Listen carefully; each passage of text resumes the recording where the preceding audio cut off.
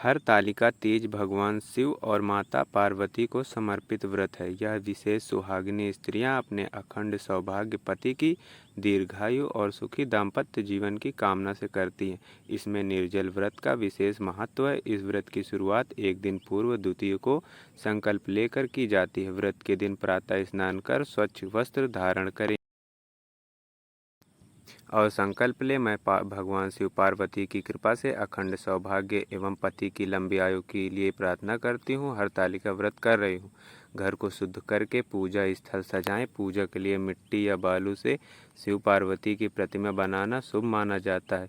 इस सामग्री में मिट्टी या बालू की मूर्ति, कलश, मौली, अक्षत, रोली, हल्दी, बेलपत्र, धतूरा, आक का फूल, चुनरी, श्रृंगार सामग्री, सिंदूर की बिंदी, चूड़ी, काजल, फल, पंचमेवा, मिठाई, सुहाग सामग्री, दीपक, धूपबत्ती और गंगा जल रखें। पूजन की शुरुआत घट स्थापना से करें। कलश में जल भरकर आम्र पल्लव और नारियल रखें। फिर शिव पार्वती की प्रतिमा स्थापित कर दीपक जलाएं और भगवान शिव, माता पार्वती, गणेश जी की सहित सभी देवताओं का आवाहन करें। इसके बाद माता पार्वती को चुनरी और श्रृंगार सामग्री अर्पित करें तथा भगवान शिव को बेलपत्र, धतूरा, भांग, अक्षत और गंगा जल चढ़ाएं। पंचों पर पूजन, धूप, दीप, पुष्प, नैवेद्य, गंध करें। पूजन के पश्चात हरतालिका व्रत कथा का श्रवण करें और शिव पार्वती की आरती उतारें। इस व्रत में रात्रि जागरण का विशेष महत्व है, अतः भजन कीर्तन करते हुए रात्रि जागरण करें। व्रत नियम के अनुसार यह निर्जला व्रत होता है, जिसमें पूरे दिन जल तक ग्रहण नहीं किया जाता